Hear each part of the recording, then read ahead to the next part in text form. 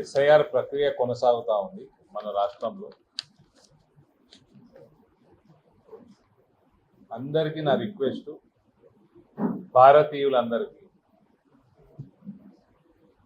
బంగ్లాదేశ్ రోహింగ్యాలు వచ్చి ఇక్కడ నివసిస్తూ దొంగోట్లు పోయిన పార్లమెంట్లో వేసిన వాళ్ళకు కూడా రిక్వెస్ట్, మీరు అందరూ వెళ్ళిపోండి. మీకు మమతా బెనర్జీ ఇచ్చిన ఆధార్ కార్డు, ఆమ్ ఆద్మీ పార్టీ వాళ్ళు ఇచ్చిన ఆధార్ కార్డులతోటి ఇక్కడ నివసిస్తానికి, ఇక్కడ ఓట్లు వేసే ప్రయత్నం చేయరు. ఇప్పుడు ఎస్ఐఆర్లో మీ అయ్యాబది కూడా అడుగుతారు, అవి రావు కదా. కాబట్టి గమ్మున చాలా మంది బస్సు ఎక్కుతున్నారు, పోతున్నారు, బార్డర్లు దాటి వాపస్ పోతున్నారు. నెక్స్ట్ రానున్న కాలంలో ఇవి అయిపోయినాక ఎవరైతే ఓటర్లకి వెళ్ళిపోయారో వాళ్ళందరికీ స్క్రూటినీ అవుతుంది. నాకు తెలిసి వాళ్ళందరికీ మళ్ళా చట్టపరంగా వాళ్ళ మీద చర్యలు ఉంటాయి. కాబట్టి మర్యాదగా ముందే మీరు వెళ్ళిపోతే బెస్ట్. ఇది బంగ్లాదేశ్ రోహింగ్యాలకి నా రిక్వెస్ట్.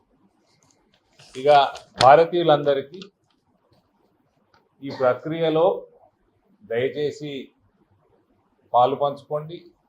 గ్రామాలలో బ్రహ్మాండంగా కొనసాగుతుంది నిజామాబాద్ పార్లమెంట్లో. అర్బన్లో చాలా వేగవంతం కావాల్సిన అవసరం ఉంది. ఇది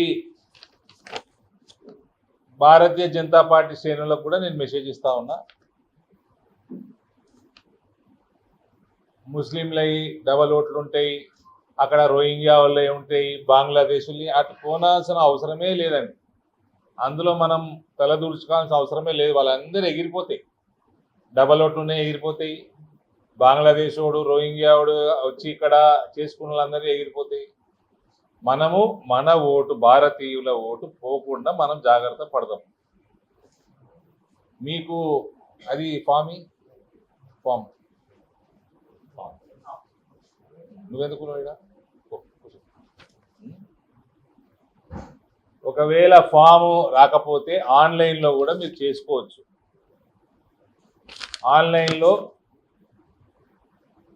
voters.eci.gov.in లోకి వెళ్ళి మీకు ఫామ్ డౌన్లోడ్ అవుతుంది.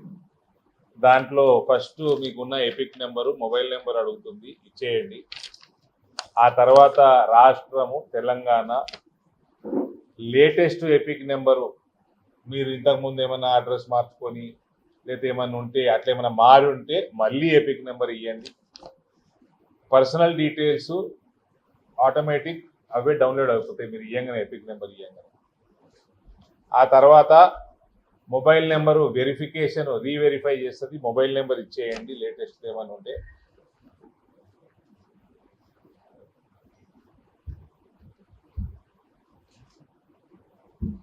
(2002) తర్వాత మీ ఓటర్ ఐడి ఉంటే EPIC details of father, voter ID details of father, mother or grandfather or grandmother details అడుగుతుంది.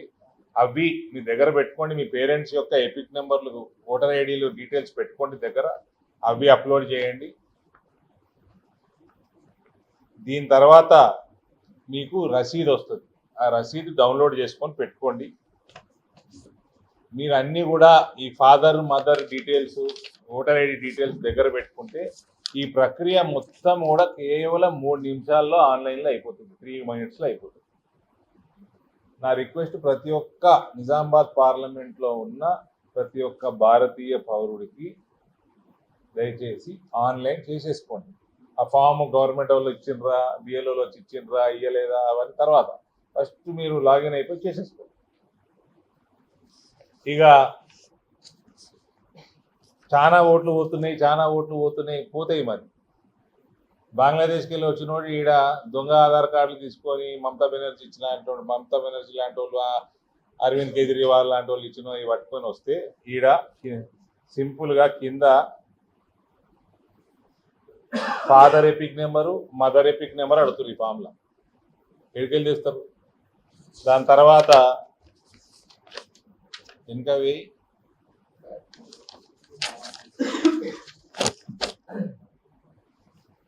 11-12 డాక్యుమెంట్స్ ఉన్నాయి.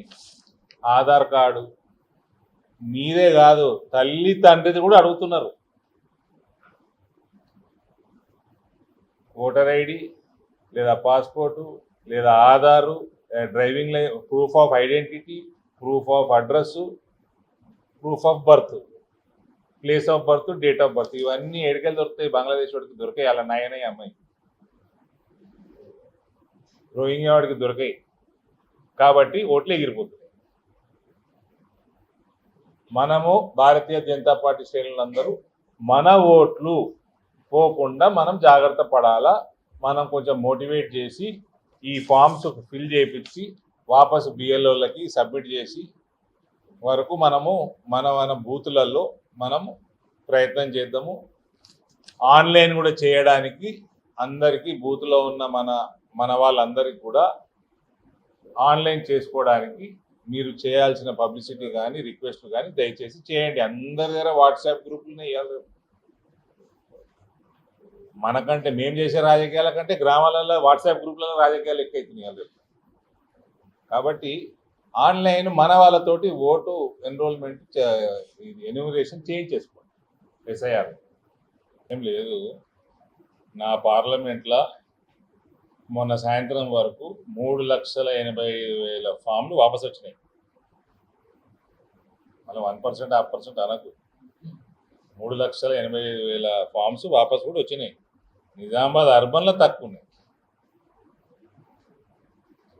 నిజామాబాద్ అర్బన్లో తక్కువ ఉండడానికి ఇక్కడ 43% ముస్లిం పాపులేషన్ ఉంది, 57 హిందువుల పాపులేషన్ ఉంది.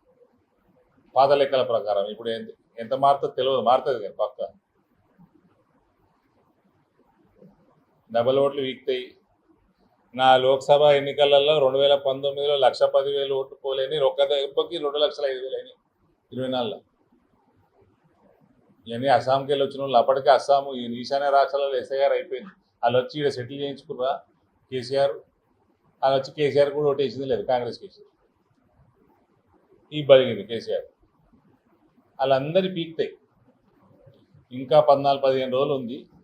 డెఫినెట్గా ఫామ్స్ రిటర్న్ వస్తాయి, నింపేసి మళ్ళీ అప్లోడ్ చేస్తారు. కానీ ఆన్లైన్ ప్రక్రియ కూడా చేసుకుంటే ఇంకా వేగవంతం అయితే ఈజీగా అవుతాయి. బిఎల్ఓల మీద ఆధారపడాల్సిన అవసరం లేదు. నేను పోస్ట్ పెట్టినా, మా నేషనల్ పార్టీకి వెళ్ళి వచ్చింది.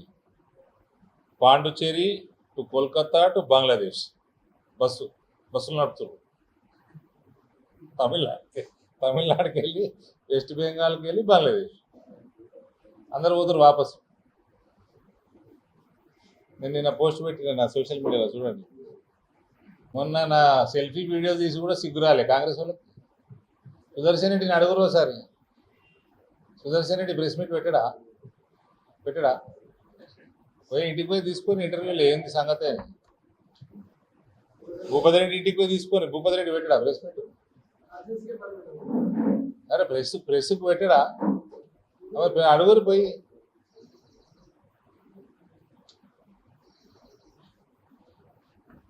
ఇక మేము రోడ్డు మీద దిగే టైం దగ్గరకు వస్తుంది. అంత లోపల వీళ్ళకి సిగ్గు వచ్చి ఏమైనా చేస్తారేమో అని వీడియో తీసి పెట్టిన, సెల్ఫీ వీడియో. దీంతో ఆగుతారా సరే, లేకపోతే ఇంకా ఇబ్బంది మీదే. మేము రోడ్డు మీద దిగితే అది కూడా దగ్గరకు వస్తుంది. ఆ టైం కూడా ఇంకా పసుపుబొడికి ల్యాండ్ ఇస్తలేరు.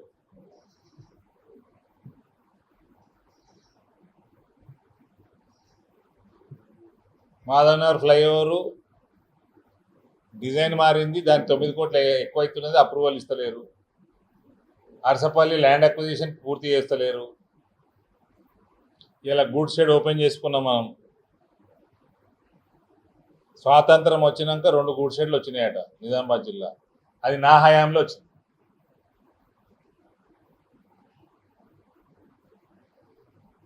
ఇలా ఓపెన్ చేసుకున్నాము, బ్రహ్మాండంగా ఉన్నది. బ్యూటిఫుల్ ప్రోగ్రామ్ రైల్వేస్ చేసింది. వల్ల మన రాష్ట్రానికి 20 టైమ్స్ అదనంగా రైల్వేస్ మీద బడ్జెట్ ఎంత పెరిగింది చెప్పినాం. అక్కడ మీ డీటెయిల్స్ కూడా వచ్చినాయి. రైల్వేస్ కూడా పంపినాయి, నా కార్యాలయం కూడా పంపింది. తెలంగాణకి 40,000 కోట్ల పైన వర్కులు నడుస్తూ ఉన్నాయి రైల్వేస్ సంబంధించిన తెలంగాణలో. మళ్ళీ వీళ్ళు కేంద్రంకి వెళ్ళి పైసలు వస్తలేవు, కేంద్ర పైసలు అంత బిచ్చగాలేనాయి కాంగ్రెస్లో. బిచ్చమాడు కూడా అలవాటు అయిపోయింది. ఆ కేసీఆర్ బిచ్చగాని చేసిపోయాడు. ఆ కేసీఆర్కి ఏమో తెలంగాణ సర్ప్లస్ రాష్ట్రం ఇచ్చింది తెలంగాణ ప్రజలు. ఆయనేమో 7 లక్షల కోట్లు 8 లక్షల కోట్లు అప్పులు చేసిపోయిందని వార్తలు చదువుతా ఉన్నాను. ఇక దాని లోన్లు ఇంట్రెస్ట్లు కట్టడానికి బిచ్చం ఎక్కుతుంది. వీళ్ళు మళ్ళీ వేసిన వాగ్దానాలన్నీ అవన్నీ తెలిసి వేసారు, ప్రజల్ని మోసం చేసిండ్రు వీళ్ళు. అందుకనే ఈయన నానా తిట్టు తిరుగుతారు గ్రామాలలో పోతే కాంగ్రెస్ వాళ్ళు.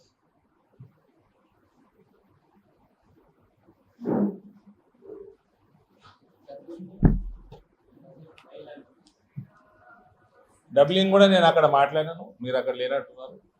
ఆల్మోస్ట్ మన ముత్కేడు దోన్ అంతే కదా, మొత్తం ఆల్మోస్ట్ కంప్లీట్ అయింది. మన దగ్గర కూడా వర్కులు చాలా ఫాస్ట్ కొనసాగుతున్నాయి. 15-16 కిలోమీటర్ కమిషన్ కూడా అయిపోయింది.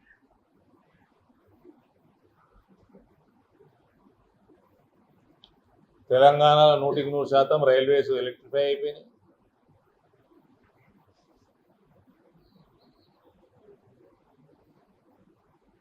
ఎక్కడ అవసరం ఉంటే అక్కడ ఆరోపీలు వస్తున్నాయి. మన స్టేషన్ ఎట్లా డెవలప్ అవుతుందో చెప్పినాను. ఆ డీటెయిల్స్ అన్ని మీడియాకి గ్రూప్లో పెట్టేసింది ఇప్పుడే. తెలంగాణ అండ్ నిజామాబాద్ పార్లమెంట్ అన్ని డెవలప్మెంట్స్.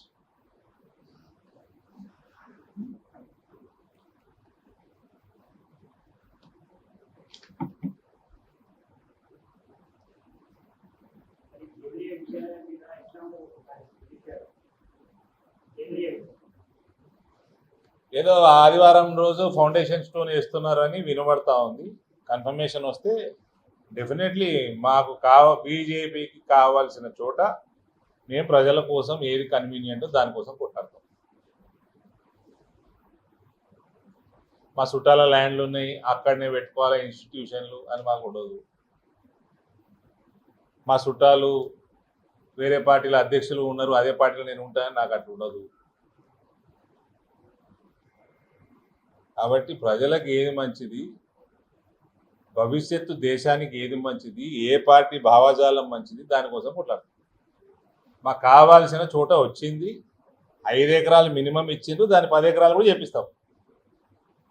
మర్యాద చేస్తే మర్యాదగా చేయించుకుంటాము, వంగబెట్టి చేపించాల్సి వస్తే వంగబెట్టి చేపిస్తాం.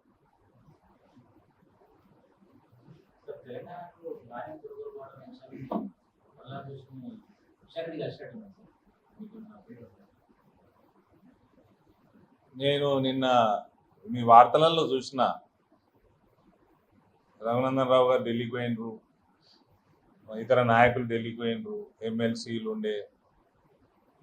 అక్కడ పోయి తెలంగాణ నుంచి ఎక్కువ కొనాలి అని, ధాన్యం కొనాలి అని రిప్రజెంటేషన్ ఇచ్చిండ్రు. కిషన్ రెడ్డి గారు వాళ్ళని తీసుకుపోయి ప్రహ్లాద్ జోషిని కలిసిండ్రు, ప్రహ్లాద్ జోషికి రిప్రజెంటేషన్ ఇచ్చిండ్రు. ఇదంతా బీజేపీ రైతుల కోసం చేయాల్సింది చేస్తారు. కానీ ఎందుకు పోయినరు? పొట్టోడు ఇవ్వాల్సిన ఇంకా 35 లక్షల మెట్రిక్ టన్నులు బాకీ ఉన్నోడు ఇవ్వాల్సినే ఇస్తలేడు. కిషన్ అన్నకి నేను చెప్తున్నా, అన్న ఏమో మంచోడు, ఏమైనా మేలు చేయాలా తెలంగాణకి అని ఆయన ప్రయత్నం చేస్తాడు. కానీ అన్నకి చెప్తా ఉన్నా, పొట్టుని డైరెక్ట్గా అడుగు, పొట్టోడా ఇంకా 35 లక్షల మెట్రిక్ టన్నులు బాకీ ఉన్న 2 సంవత్సరాల నుంచి అది ఇవ్వలేదని మళ్ళీ దానికి మళ్ళా బీజేపీ మీద బురదల్లుడు ఎందుకు? నువ్వు ఇచ్చేటియే ఇవ్వలే ఇంకా 35 లక్షల టన్నులు పొట్టుకోవడానికి చెప్పండి. ఇదేదో మనం కొంటలేము, కేంద్రం కొంటలేదు, తెలంగాణ ఇయ్యనీకి సిద్ధంగా ఉన్నది, కేంద్రం కొంటలేదు అన్నట్టున్నది. మీరు ఇస్తా అన్నదే ఇయ్యలే, ఇంకా 2 ఏళ్ళ నుంచి వెయిట్ చేస్తుంది కేంద్రం.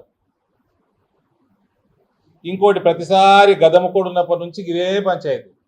మేము కొంటున్నాం, మేము ప్రొక్యూర్ చేస్తున్నాం, మేము చేస్తున్నాం, ప్రతి ధాన్యం గింజ మాదనే ఆడు ఇంతకుముందు ఆ గులాబ్పాటి అంటుండే, ఇప్పుడు వీళ్ళు అంటున్నారు.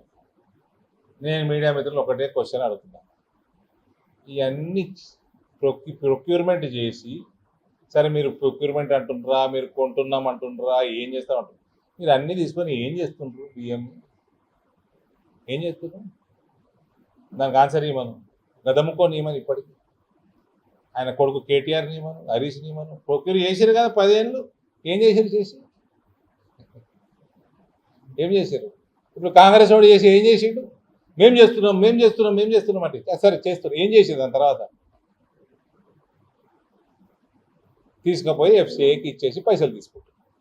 మేము చేసినట్టు ఎట్లయితే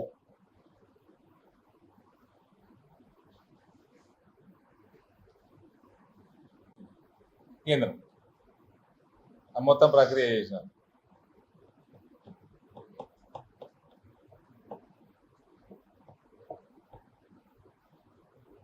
మేము చేస్తున్నాం అంటుండే గద్దముక్కళ్ళు అంటుండే. అక్కడ మీడియాలో ఒక్కరు కూడా చేసి ఏం చేస్తున్నారు సార్, చేసినాక ఏం చేస్తున్నారు అని అడుగుతాయి. ఇప్పుడు గద్దముక్కకు భయపడి అడగరేమో.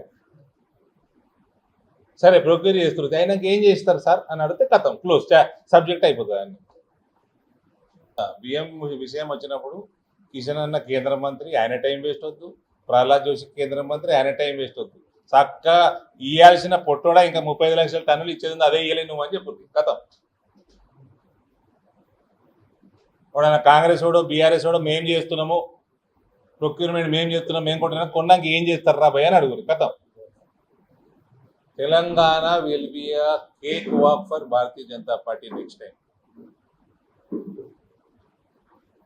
నేను భువనగిరిలో పార్టీ కార్యక్రమం అంటే అక్కడ మీడియాతో మాట్లాడుకుంటా అన్న, నా గడ్డ మీద నేను అనాలి,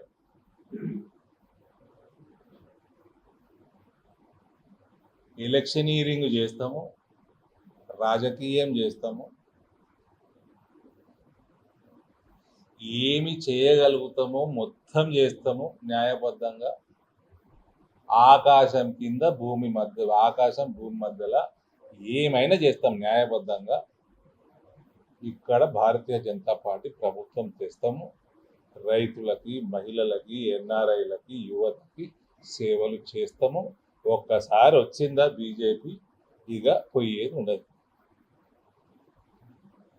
బీఆర్ఎస్ అని చెప్తున్నా, కాంగ్రెస్ అని చెప్తున్నా, 100% బీజేపీ ప్రభుత్వం వస్తుంది.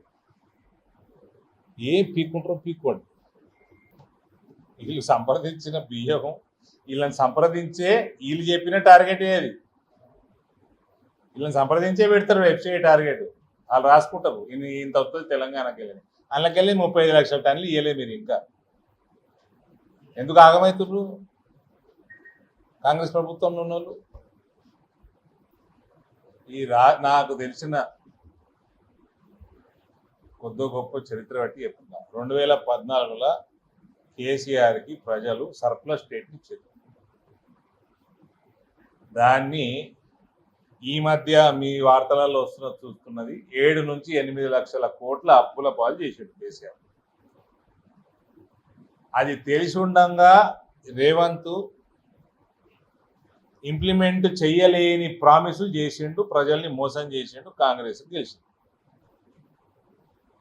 కాంగ్రెస్ గెలిచింది కూడా ఏంది నేరోగా, 60 సీట్లు రావాలి, 63, 64 వచ్చినట్టు ఇన్ని వాగ్దానాలు చేసినారు. ఇవాళ ఈయన ఇంప్లిమెంట్లు చెయ్యలేక కేసీఆర్ అప్పులు చేసిపోయిండు అని చెప్తున్నారు. అబద్ధాలు, మోసాలు, ప్రజల్ని మభ్యపెట్టడము ఈ 2 పార్టీలకు అలవాటైంది. వాడేమో కాళేశ్వరం కడితే అది కూలిపోయేటట్టు కట్టిండు వాడు. ఇప్పుడు అంటాడు నాకు 3 నెలలు సమయం ఇస్తే నేను నింపి చూపిస్తా అంటాడు. ఈయననేమో రాగానే ఆయన బొక్కలేయకుండా 1 సంవత్సరంన్నర భయపెట్టించి ఆ కమిషన్ ఈ కమిషన్ అనుకుంటా రిపోర్ట్ ఇచ్చి అందులో అవకతవకలు ఉన్నాయి, కరప్షన్ ఉన్నది, క్వాలిటీ లేదని రిపోర్ట్ వచ్చినాక వాడిని బొక్కలేయకుండా అప్పుడు పైసలు తీసుకొని సిబిఐకి ఇచ్చాడు. ఈయననేమో నువ్వు చెప్పినట్టు నేను నీళ్ళు నింపితే అది కూలిపోతే ఎట్లా అని ఈయన పంచాయతీ. వాడు దొంగ, ఈడు గజ దొంగ. ఇప్పుడు ఎవరు, మీరందరూ అవగాహన ఉన్నోళ్ళు కదా అంతా, అలా నీళ్ళు నింపే రిస్క్ తీసుకోవాలన్నా తీసుకోతా. ఆ పర్రెలు వాసినాయి, పిల్లలు కుంగిపోయినాయి, అలా కుంగిపోయినట్టు కట్టినవన్నీ బొక్కలేయాలన్నా లేదా? 2 నెలలు టైం వేస్ట్ చేసి సిబిఐకి ఇచ్చినా అంటే నీకేమన్నా అదరాపోయి తెలివి. భూమికి 4 అడుగులు లేవు, ఆయనేమో 8 అడుగులు ఉంటాడు టెలిఫోన్ పోల్ లెక్క హరీష్. నాకు సమయం మీరు నేను నింపుతా అంటాడు. వీడేమో నువ్వు నింపితే కూలిపోతే ఎట్లా రాబోయి, కూలేటట్టు కట్టింది నువ్వని వీడు అంటాడు. వీళ్ళిద్దరు కలిసి ఆడుతుంటారు రామాయి. చక్కగా బొక్కలేస్తే అయిపో రాగానే ఉప ముఖ్యమంత్రి ఎవరన్నా మేము కొంటున్నాం అంటే కొన్నాక ఏం చేస్తారని ఒకటే అడుగురు ప్రశ్న. బియ్యం ఒక్క ప్రశ్న అడుగురు చాలు, కథ మళ్ళీ ఇంకోసారి మాట్లాడారు. యాజమాన్యాలు రిపోర్టర్లు ఫ్రీగా వదులు. ప్రస్తుతం పరిస్థితి అయితే చాలా దారుణంగా కనబడతాం. నాకు కేంద్రీయ విద్యాలయం నుంచి రిప్రజెంటేషన్లు వచ్చినాయి, వాళ్ళ ప్రిన్సిపల్ వాళ్ళందరూ వచ్చారు. అక్కడ స్కూళ్ళల్లో కూడా మంచినీళ్ళు సరిగ్గా సప్లై చేయని పరిస్థితి ఉంది. అంటే ఒకటి సరే వర్షాలు పడతలేవు, ఒకటి ప్రీ ప్లానింగ్ లేదు, వాటర్ ఇరిగేషన్ పక్కన పెట్టండి, ఏ డిపార్ట్మెంట్లో వీళ్ళకి ప్లానింగ్ లేదు, ప్లానింగ్ మీద దృష్టి లేదు, రివ్యూలు లేవు. అసలు అడ్మినిస్ట్రేషన్ మీద రేవంత్కి పట్టు శూన్యం, ఆయనకి ఇంట్రెస్ట్ కూడా లేదు. పైసలు సంపాదించుడు తప్ప వేరే ఏం ఇంట్రెస్ట్ లేదు ఆయన. అందుకనే దారుణంగా తయారవుతుంది. రేవంత్నే ముఖ్యమంత్రిగా కంటిన్యూ చేస్తే mister Rahul Gandhi, your party will go to dogs in Telangana.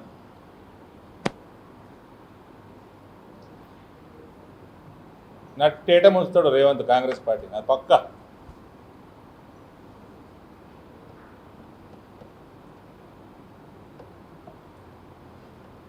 మాకు మంచిదే, పొలిటీషియన్గా మంచిదే, కానీ బాధ అవుతుంది తెలంగాణ చూసి.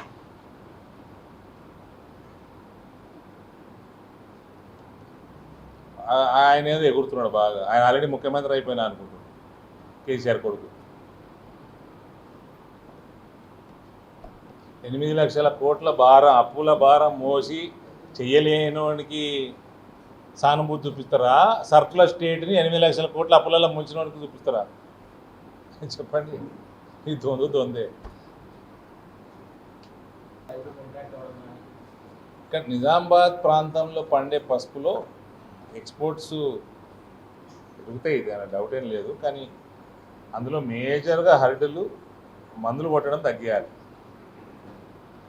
ఆర్గానిక్ సర్టిఫికేషన్ వైపు, నేను పూర్తి ఆర్గానిక్ అంటలేను, ఆర్గానిక్ సర్టిఫికేషన్ వైపు రైతులు అవగాహన తెచ్చుకొని ఆ రకంగా పండిస్తే చాలా బెనిఫిట్ ఉంది. ఇక్కడ ఇవాళ ఓపెన్ చేసిన గూడ్ షెడ్ ద్వారా చేంబర్ ఆఫ్ కామర్స్ వాళ్ళు దాని మీద దృష్టి పెట్టాలా. ఇక్కడ రైతులకి, ఇక్కడ ఉన్న వ్యాపారవేత్తలకి, ట్రేడర్లకి బ్యూటిఫుల్ గేట్వే ఓపెన్ అయింది. భవిష్యత్తుకి, ఈ ప్రాంత భవిష్యత్తుకు కూడా మంచి గేట్వే అయింది. ఆల్మోస్ట్ ఇప్పుడే ఇమీడియట్ రైట్ నౌ 17 రేకులు అన్లోడింగు, 12-13 రేక్స్ లోడింగు, అంటే దాదాపు 30 రేక్స్ నెలకి ఆయన యావరేజ్ ఇప్పుడే జరుగుతుంది. వాళ్ళు కూడా ఎక్స్పెక్ట్ చేయలేదు నిజామాబాద్ గుడ్ షెడ్ ఇంత తొందరగా ఇంత పికప్ అవుతుందని. అంటే లాట్ ఆఫ్ స్కోప్.